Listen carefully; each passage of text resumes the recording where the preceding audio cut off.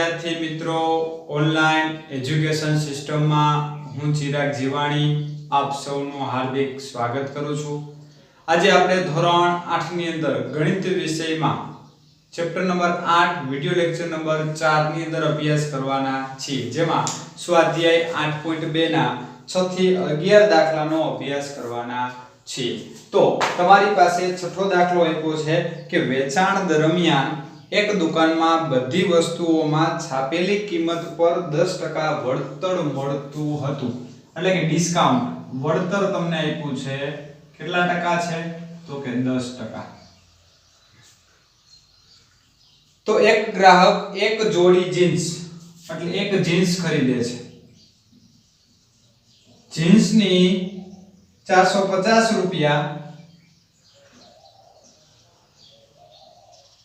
અને બે શર્ટ દરેકના 850 ની છાપેલી કિંમત પર, એટલે કે શર્ટ એક શર્ટના 850 રૂપિયા છે અને આ છાપેલી કિંમત પર કેટલા રૂપિયા આપવા પડશે, એટલે કે તમારે વળતર પછી તમારે કેટલા રૂપિયા આપવાના થાય. તો પહેલા તો એક જીન્સ અને બે શર્ટની કુલ કિંમત મેળવી લઈએ. એક જીન્સ અને બે શર્ટની કુલ કિંમત બરાબર એક જીન્સ પેન્ટની એટલે 1450 રૂપિયા પ્લસ અને કેવી કિંમત લેવાની છે તમારે અહીંયા? છાપેલી કિંમત. અને બે શર્ટ તો 2 ગુણ્યા 850 એટલે તમારી પાસે અહીંયા 1450 વત્તા 8 દુ 16 ને 1700 રૂપિયા. ઈ કેના થઈ ગયા? શર્ટના.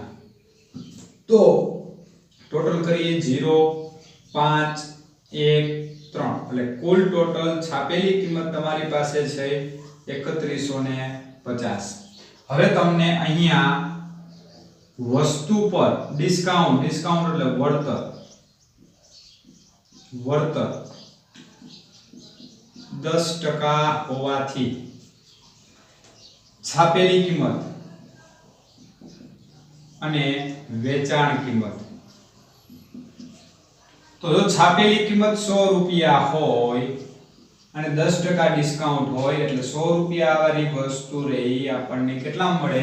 90 રૂપિયામાં. તો 3150 રૂપિયાની વસ્તુમાં એનું ડિસ્કાઉન્ટ સહિત વેચાણ કિંમત કેટલી?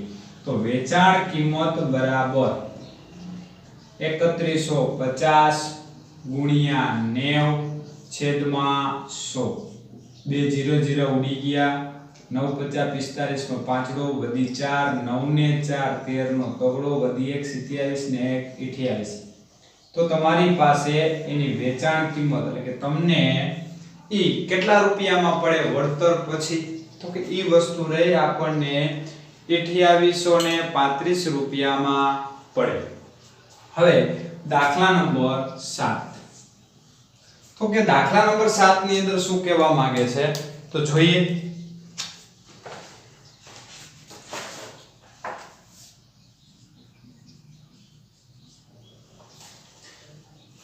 દૂધવાળાએ પોતાની બે ભેંસ 20000 રૂપિયા લેખે વેચી.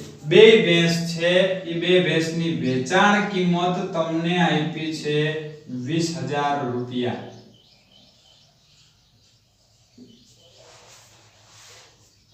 એક ભેંસ પર 5% નફો અને બીજી ભેંસ પર તેને 10% ખોટ. એક ભેંસ પર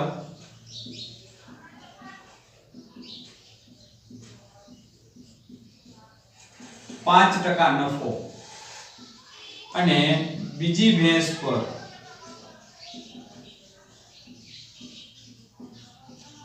10% તો કે ખોટ ગઈ. શું ગઈ? ખોટ. હવે તો સમગ્ર પ્રક્રિયામાં નફો જશે તે ખોટ તે શોધો. તો પહેલા તો આપણને વેચાણ કિંમત આપી દીધી છે, તો સૌપ્રથમ તો વેચાણ કિંમત આપણે મેળવી લઈએ. તો બંને ભેંસની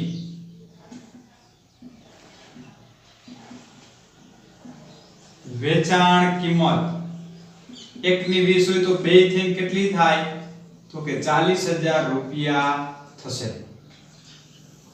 કેટલા થશે 40,000 રૂપિયા. હવે આપણને પ્રથમ ભેંસ લઈએ એટલે કે પ્રથમ ભેંસ માટે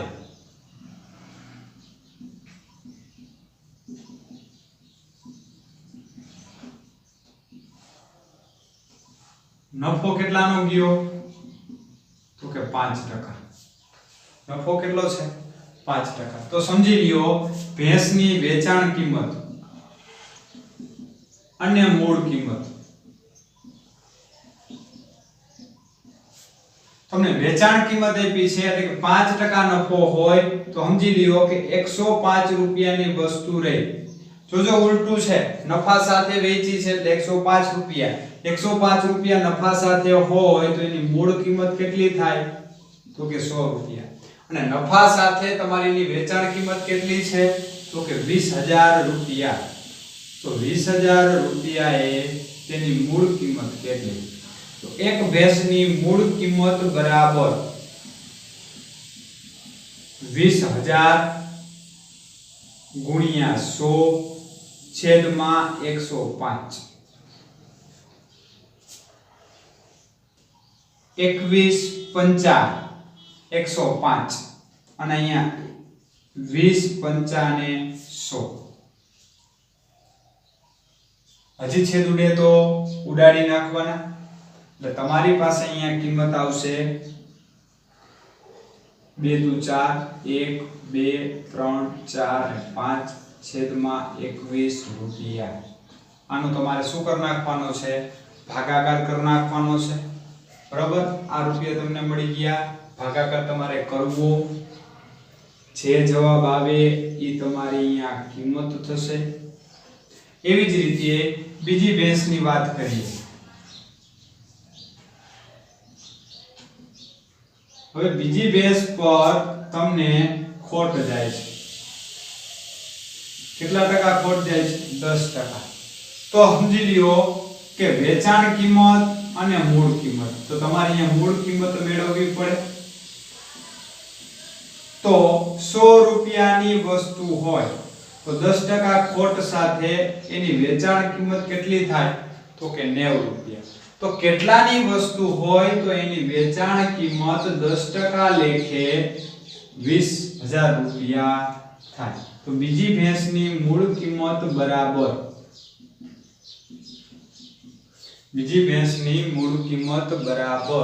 તો જોઈ લ્યો જે મૂળ કિંમત કેટલી થશે તો કે 20,000 ગુણ્યા 100 છેદમાં 90. 100 ઉડી ગયા એટલે કે 2,00,000/9. હવે આ બેનો ટોટલ કરી નાખવાનો. એ તમારી મૂળ કિંમત આવશે. શેમાં આવશે? રૂપિયામાં આવશે. જોઈએ તો આપણે બેનો ટોટલ. તો તમારી પાસે અહીંયા બંનેનો ભાગાકાર આપ્યો છે. અહીંયા આવ્યો 19,047.62 અને અહીંયા આવ્યો 22,222.22. હવે તમને સમગ્ર પ્રક્રિયા દરમિયાન ખોટ ગઈ કે નફો, તો બંને ભેંસની મૂળ કિંમત પહેલા લખવી પડે. તો બંને ભેંસની મૂળ કિંમતો તો ટોટલ કરવામાં આવશે. તો ટોટલ કરો સરવાળો. પોઈન્ટ પછી 2 ને 2 4 6 ને 2 8 2 ને 7 9 4 ને 2 6 0 ને 2 2 9 ને 2 21 નો 1 11 નો એકડો વધી 1 કેટલા આવ્યા 4. તો 41,269.84. તો અહીંયા વેચાણ કિંમત રહી નાની છે જ્યારે મૂળ કિંમત કેવી છે? મોટી છે. વેચાણ કિંમત અને મૂળ કિંમત. તો અહીંયા મૂળ કિંમત કેવી છે? 41,000 એટલે મોટા છે. જ્યારે મૂળ કિંમત મોટી હોય ત્યારે સમગ્ર પ્રક્રિયા દરમિયાન તમને શું જશે? ખોટ જાય. જોઈએ દાખલા નંબર 8 9 10 11. તમારી પાસે દાખલા નંબર તો કે 8 આપેલા છે। દાખલા નંબર 8 માં એવું કહે છે કે એક ટીવી ની કિંમત રૂપિયા 13,000 છે। ટીવી ની કિંમત એટલે કે મૂળ કિંમત કેટલી છે? 13,000 રૂપિયા છે। હવે તેના પર 12% જીએસટી ટેક્સ લાગ્યો 12%। તો વિનોદને ટીવી ખરીદવું હોય તો કુલ કેટલી રકમ ચૂકવવી પડે? તો આપણને ખબર જ છે કોઈ પણ વસ્તુના તમારે 12% મેળવવા હોય તો કુલ ટોટલમાં એને વસ્તુ મેળવવી પડે। તો તમારી પાસે પડતર કિંમત એટલે ટીવી ની વેચાણ કિંમત કેટલી થશે? તો સૌપ્રથમ તમારે 13,000 ના શું કરવા પડે? 12% કરવા પડે। તો 13,000 ના 12% ટકાની નિશાની દૂર કરો એટલે છેદમાં 100 બે જીરા ઉડી જશે 0 12 તેરી 36 નો છગડો વધી 3 12 એકા 12 12 ને 3 15 એટલે કે તમારે ટેક્સ 1560 રૂપિયા ચૂકવવી પડે। તો ટીવી ની કુલ કિંમત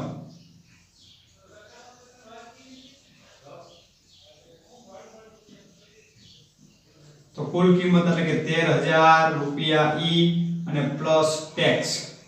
તો ટેક્સ કેટલો આવશે? 1560 રૂપિયા। તો 0 0 0 તો અહીંયા આવશે 560 અને 3 ને 1 4 એટલે 14,560 રૂપિયા તમારી જીએસટી સહિતની એટલે કે અહીંયા આપણે ગણતરી કેની કરી? તો કે ટેક્સની। તો આ રીતે તમારી કુલ કિંમત થશે 12% લેખે ટીવી ની કિંમત થાય 14,560। એવી જ રીતે દાખલા નંબર 9 અરુણે એક જોડી સ્કેટિંગ માટેના બૂટ 20% ના વળતર પર ખરીદ્યા। જો તેણે 1600 રૂપિયા આપ્યા હોય તો તેની છાપેલી કિંમત કેટલી? હા બરોબર સમજો, વળતર તમને આપી છે 20%। વળતર કેટલી આપી તમને? 20% અને ચૂકવેલ રૂપિયા એટલે એની મૂળ કિંમત કેટલી થઈ ગઈ?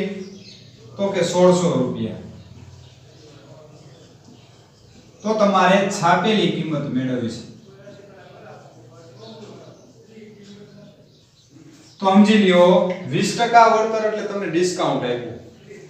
તો કોઈ પણ વસ્તુ હોય એની છાપેલી કિંમત